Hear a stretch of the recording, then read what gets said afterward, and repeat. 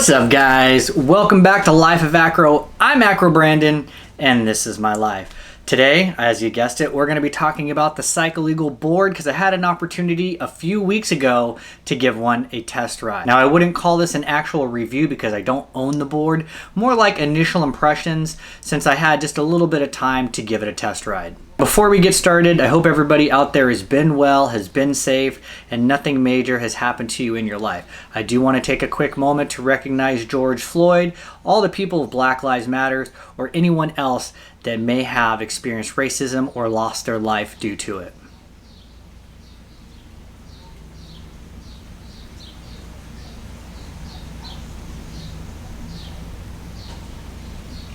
Thanks for that.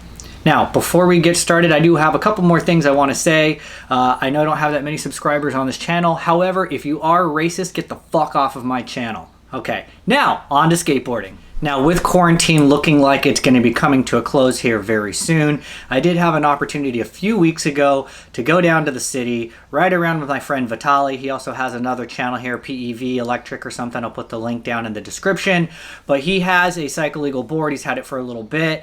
I've been wanting to try it out along with other mainstream off-road boards, and here was a great opportunity to do that. If you've never had an opportunity to ride a full off-road all-terrain board, it is an amazing experience, almost a little bit intimidating because these boards are so huge. However, finding somebody that actually owns one of these boards, like a Baja or a Cycleagle with a full suspension, is hard to come by because these boards are not cheap. Now, I had about an hour and a half of time to ride with it, to play with it, and do some off-roading within Central Park. So these are going to be a short list of my pros and cons of the board. Now, as someone who's been into DIY for about 3 years now, I've probably built roughly 4 or 5 of my own personal DIY boards.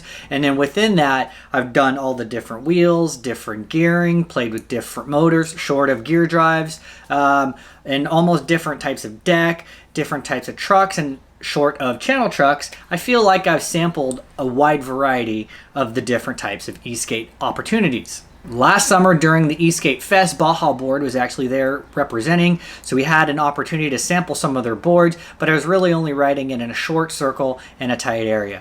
This time was different where we actually rode this through Central Park, and I actually got to log a couple of miles on my own, really feeling the board and trying to get in tune with it.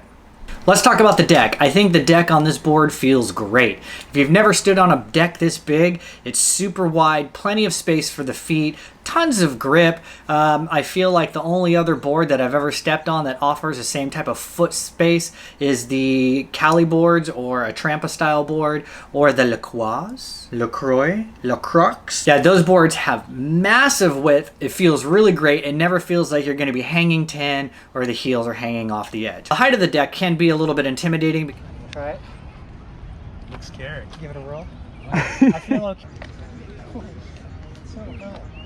Because it has an 8, 9, 10-inch tire depending on who you're riding with, so you feel like you're way high off of the ground versus standing on a regular skate deck with something like 90mm to 107s, maybe 6-inch at the highest. Suspension on this thing is amazing. If you've never been on one of these boards, you can jump up and down. It has shocks, it's got springs.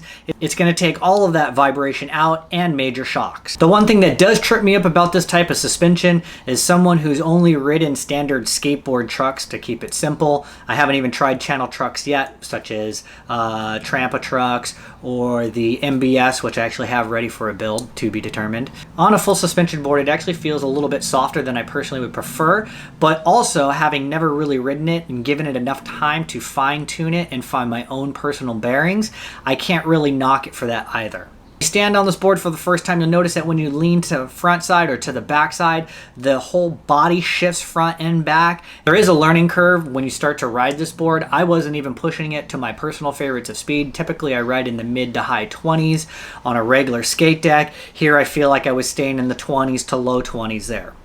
However, when taking it off-road, hitting little curbs, rocks, climbing rocks, clearance, amazing. This particular drivetrain, it was a 4-wheel drive or an all-wheel drive board that had 4 6355 motors, I believe. They could be 6374s, but don't quote me on that. And this was my first opportunity riding any type of board with all-wheel drive. What impressed me the most, more than the actual acceleration of it, was the braking. Everybody says that if you've driven a board with four-wheel drive, the braking is super strong, and it was. Coming down some of the different rock faces, trying to creep out a crawl, when you'd actually slam the brakes on, it would actually hold so good that my own energy would get thrown forward, and I couldn't even stay on the board. I had to jump off. So I thought that was pretty awesome. Likewise, with the climbing ability in the very, very low RPM area, it actually pulled up some of these cliffs and these little rock bits and pieces that we were trying to climb quite well. So with the right gearing ratio, it had enough torque to come from a standstill, going uphill, and still build up some speed, which was super interesting as well. Let's talk about the battery. This is a 10S battery. I probably haven't ridden a 10S board in the last couple of years. I feel like everybody is graduated up to 12S, and most of the vests that are coming out now are pretty stable on 12S voltage. I would say that for them in the future going forward, that they probably should move up to 12 because that's what most people are going to want. However, as an initial rider, someone who wasn't ready to go gung-ho, the 10S worked out fine for me. I wasn't lacking, I wasn't needing anything else because I wasn't really in a position to push the board to its limits due to my inexperience.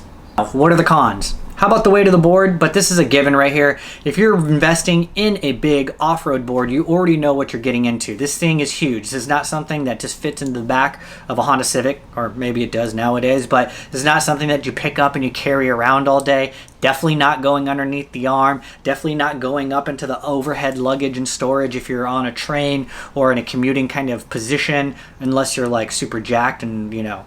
The battery life of this board is actually pretty interesting. I wouldn't call this a con, but I think it would be something for them to consider as they move forward with the board in future iterations. So what they've designed here is actually a really easy battery pack that you can remove and swap on the fly. Basically, you remove the battery through a few clips that hold it in. You've got two connectors, one on each side, which powers each vest, which is on each end of the board here. And then you can slap another battery pack in, which is great if you want that extended range. Personally, for me, if I'm going to have a board of this size and this weight, I would rather put as much range into the board in one shot, knowing that I'm never really going to pick this board up and carry it underneath, right? And trying to keep weight to a minimum, what's the point, right? I would stack this battery up into a huge configuration like a 6 or an 8P. That way you could just ride all day and not have to worry about charging. Although the swappable battery might look like a positive to some, honestly, I really want to enjoy my riding experience, and the last thing I want to do is carry a 10 to 15 pound weight in my backpack hoping to swap it out when the board already weighs 50-ish, 60 pounds depending, right? I would just stack it with a few more cells and then have range to ride the entire day. So with that being said, just as a quick wrap up, I really think this is a great board. I think it's super fun. I think if it fits the price of your wallet, then you should totally go for it. The deck feels great. The suspension is good. And if you can tune that suspension to your liking, for me, I'd like it a little bit stiffer, but maybe that's just me being new to it. The clearance was great. If you like to do off-roading and riding kind of fast, the torque on it was great. The all-wheel drive was amazing, super slow, and torque uphill was great. So the top end should be there as well. Downhill braking on hard surfaces was amazing. Being able to transition street, grass, rock, gravel, not worrying about clearance, right?